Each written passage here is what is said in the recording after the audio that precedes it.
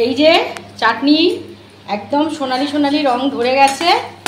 এইবার একদম শেষের মাথায় এসে আমি এর মধ্যে চিনিটা অ্যাড করব। আমি কখনো আগে চিনি দিয়ে দিই না, বিচ্ছিরি হয়ে যায়, তার ভাবটা আসে না। সব সময় তোমরা কি করবে, ভালো করে আমটা বা টমেটো যেটা দিয়েই করো না কেন, কি চালতা যেটার চাটনি তোমরা করতে চাও, কি আমরা যে চাটনিটাই করো না কেন, জাস্ট চাটনিটা শুকনো শুকনো হয়ে আসবে, সেই সময় তোমরা কি করবে বলো তো, তার মধ্যে তখন চিনিটা দিয়ে দেবে।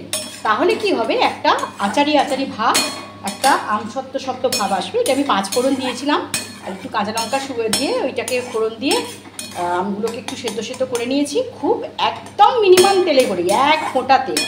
তো এর মধ্যে একটু হলুদ দিয়েছি, নুন দিয়েছি, একটু লঙ্কা গুঁড়ো দিয়েছি, আর ওই যে কচুরলতিটা দেওয়ার পর যে সর্ষেটা ছিল সেই জলটা একটু এর মধ্যে অ্যাড করেছি। তো এই দেখো আমার লোভনীয় চাটনি চলে এলো রেডি হয়ে। তো এটাতে যদি আমি আগে থেকে চিনিটা অ্যাড করতাম না, তাহলে এই যে আচারি আচারি ভাবটা কিন্তু আসতো। তো চলো, এটা হয়ে গেছে, বন্ধ করে দিই।